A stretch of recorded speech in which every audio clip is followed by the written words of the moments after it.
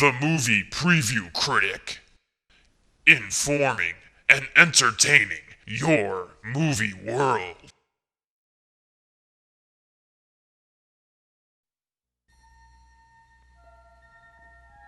Star Trek. This is a prequel related to the original adventures of the USS Enterprise. Its reason for movie existence: to make a load of money, to rejuvenate a pop culturally dead franchise, to boldly be number one at the box office opening weekend.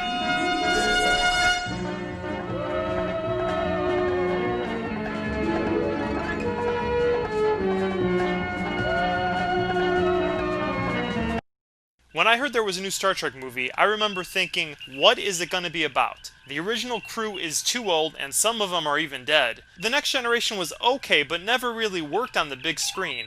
Deep Space Nine and Voyager never captured pop culture consciousness enough to warrant being made into big screen movies. And isn't there some other series with that dude from Quantum Leap as the captain? Is that even still on? I have to admit, I was a pretty hardcore Trekkie. Back in the early to mid-90s, when Star Trek was celebrating its 25th and 30th anniversaries, I was all about the Star Trek universe. I actually wore a red captain's uniform top to the opening day premiere of Star Trek Generations, as well as attending a few conventions back in the day. My passion for Star Trek eventually cooled, so now I can look back on all things Trek with a little bit of objectivity to see what's come before and what looks to be on the way.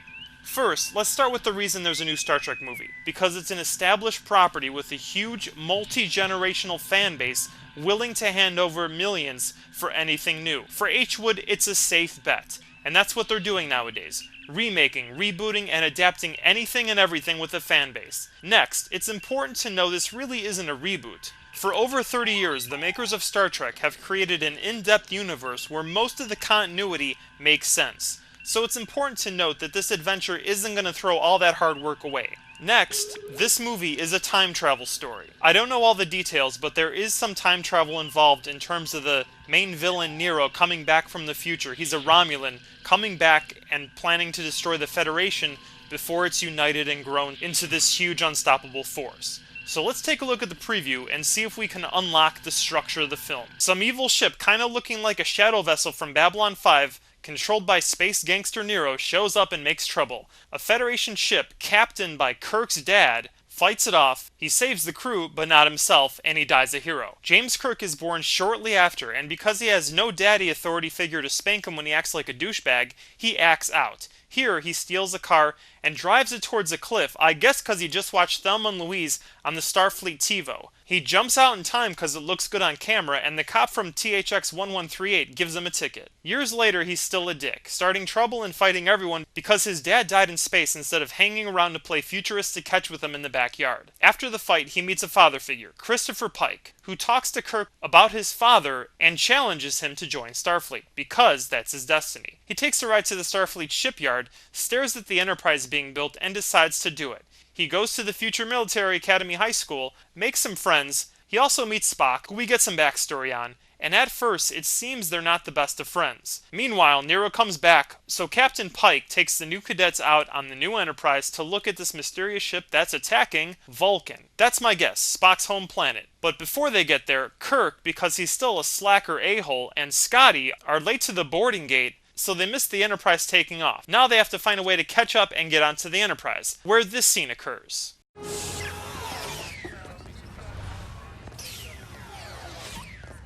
Who are you? I'm with He's him. with me. We are traveling at warp speed. How did you manage to beam aboard this ship? Hey, you're the genius, you figure it out. As acting captain of this vessel, I order you to answer the question. Well, I'm not telling, acting captain. What now? That doesn't frustrate you, does it? My lack of cooperation. That doesn't make you angry. Are you a member of Starfleet? Yes. Can I get a towel? Under penalty of court-martial, I order you to explain to me how you were able to beam aboard this ship while moving at warp. Well, Don't answer him. You will answer me. Captain Pike takes control of the ship back from Spock, and they enter orbit around Vulcan. The cadets space dive onto the laser beam array thing and try to stop it from firing while Spock beams down to save his family. Spock succeeds, Kirk and Sulu fail, and Vulcan is destroyed. Not to worry, since there's time travel involved here in the story, of course they'll go back and fix it so that the timeline is preserved and Vulcan still exists. Somewhere around this point, Kirk and Uhura hook up in a homage to the original Kirk-Uhura kiss from the TV show, which, by the way, was the first interracial kiss ever shown on television. And then Kirk crash lands on Hoth, years after Luke lightsabered that psycho polar bear's hand off, before being rescued by Han Solo. Here, Kirk fights the Star Trek version of that monster, furthering the coming-of-age journey for the soon-to-be heroic captain. Meanwhile, Spock comforts Uhura, who's upset at Kirk's disappearance, until he's found. In the meantime, something happens to Captain Pike, not shown here in the preview, and Kirk and Spock fight it out for the captain's chair.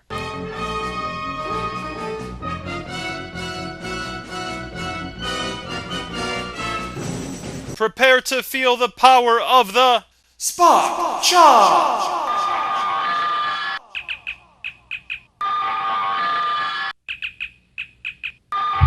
Spock Charge! Spock Charge! Spock Charge! Spock Charge!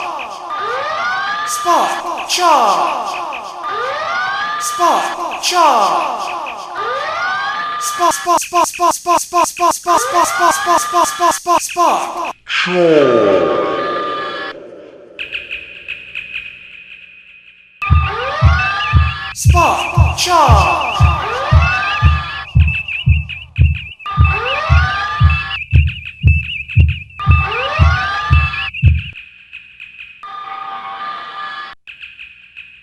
Spock Charge!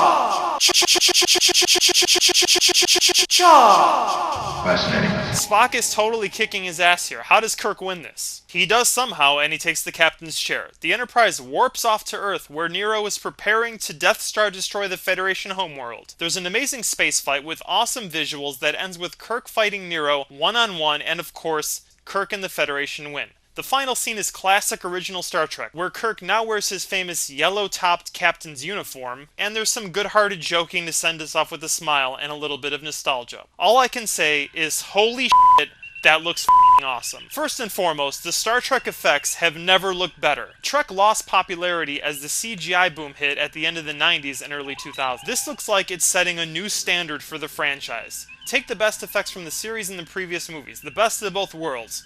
All the effects from Deep Space Nine's War with the Dominion, and Wrath of Khan. Wrap it all together, and it still doesn't compare to what this looks like. This bridge, the space battles, they all look plausible, and most importantly, there's no more low-budget cheese. This prequel has brought the future with it. Let's talk about that. Again, this isn't a reboot, it's a prequel. The continuity for the Star Trek universe remains intact for the most part. We could nitpick, but why bother? The important thing here is the final effect. Does it add to the Star Trek universe and respect the characters? I really believe it does. So don't worry, this is not a do-over, it's an add-on. And let's be honest, this is the only place Star Trek could have gone.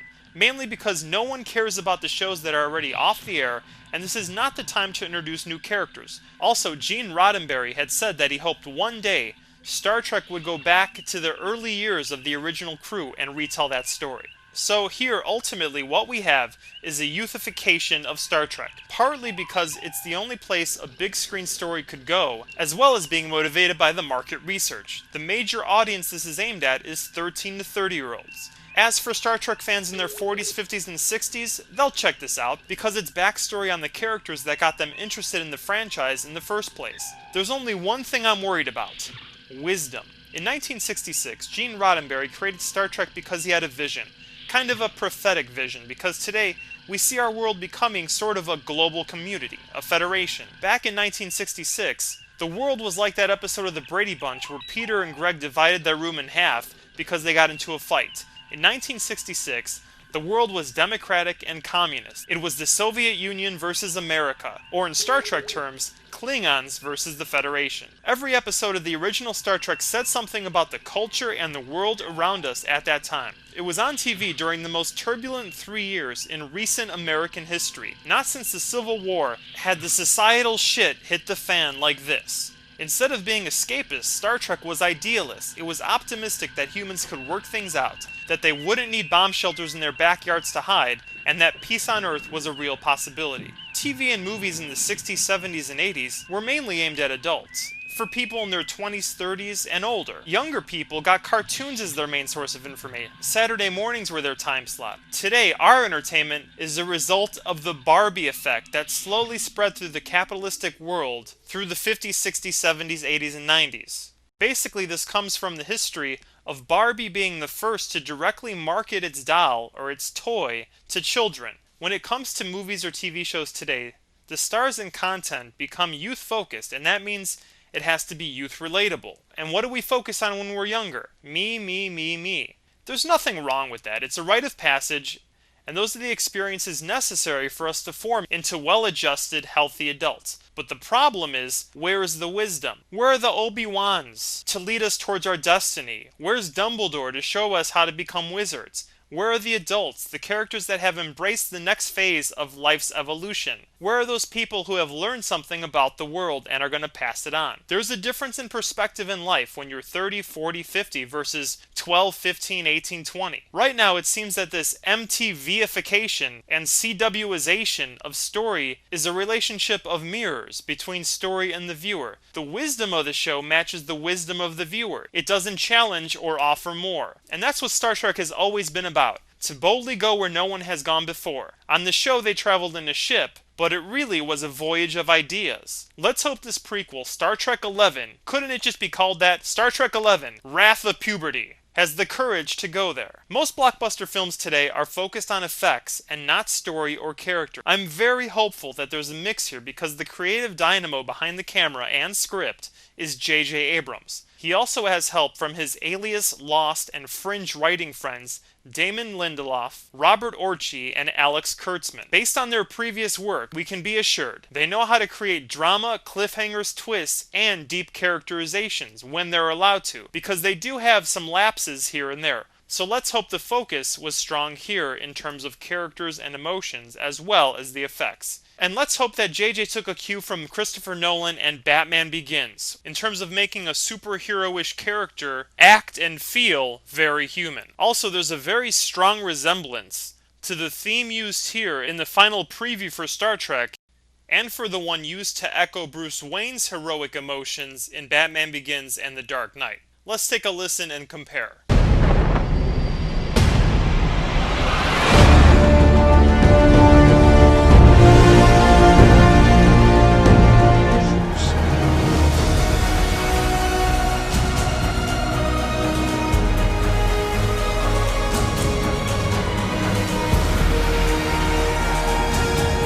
It'll mainly focus on Kirk, as it should, but let's hope everyone has an inner journey. Remember, the exploration of any outer space always coincides with an exploration of inner space. And the only thing bigger than the universe out there is the universe inside of us. That's what the spirit of Star Trek was always about. There's going to be a temptation for this movie to be cool, to cater to the youth crowd a little bit too much. Almost like the nerd in school who's on the verge of hanging out with the cool kids. When that choice presents itself, it comes down to deciding if you want to lose a part of who you are to be accepted or stay true to yourself and make the cool crowd decide if they like you for who you are and not what they want you to be. That's what the journey of youth is all about. Deciding on your beliefs, listening for your calling, finding your place in the world, and following that path. And this movie has a great chance to explore that. It's definitely going to be an amazing visual thrill ride. But a movie is like the universe and like a human. There's many dimensions. Let's hope it decides to explore all of them. I think Star Trek has always felt like the nerd's nerd of sci-fi.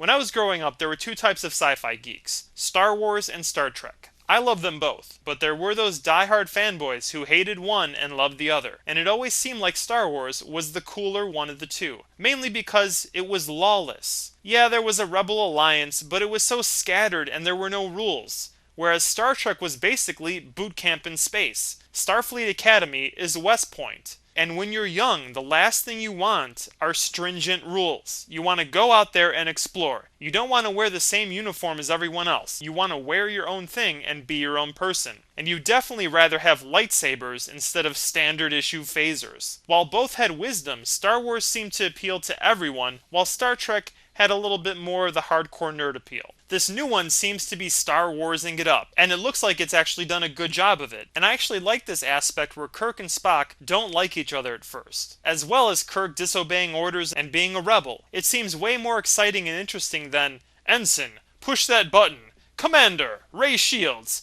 I'll be drinking tea in my ready room." The bad effects and naivety of the original Star Trek will be updated here, but let's hope the timeless spirit of a dream where people see the bigger picture and start to work together for goals bigger than themselves carries over into this generation. Because that's the essence of the show. Not uniforms, not ships, but the spirit. And in our world, where we're still learning the lessons of peace and unity, it would be nice if Star Trek returned to remind us that we're more the same than we are different. So while this definitely seems youthified with a narrow bandwidth of wisdom, let's hope it explores the joys of physical, psychological, and spiritual growth. Finally, let's not try to be picky with this one. Some details may not match the already established history of Star Trek, and if you're planning on bringing your Star Trek encyclopedia to the theater, put it down right now.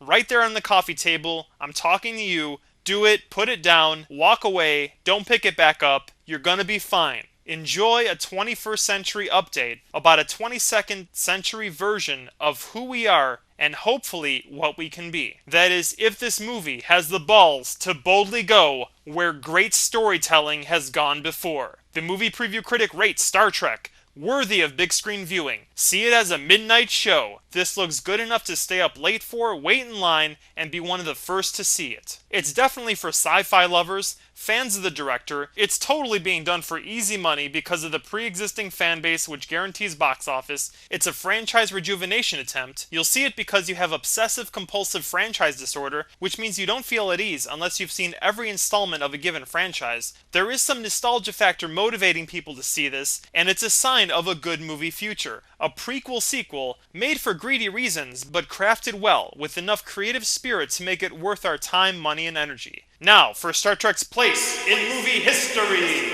It'll be better than all the previous Star Trek movies except for Star Trek IV, The Voyage Home, and Star Trek II, Wrath of Khan. The character relationships in those films are just too good. It's thespian synergy at its best. In terms of opening weekend box office, look for this to make about $70 million in the US. If Wolverine made over 80, most likely Star Trek's not going to beat it, because Wolverine's feeding off the X-Men films, which were all made in this decade, and Star Trek has been dying a slow pop culture death over the last 15 years. So that's it. Thanks for hanging out. Until next time, choose your movies wisely, because Hwood gives us more of what we pay for, and as always, long live good movies!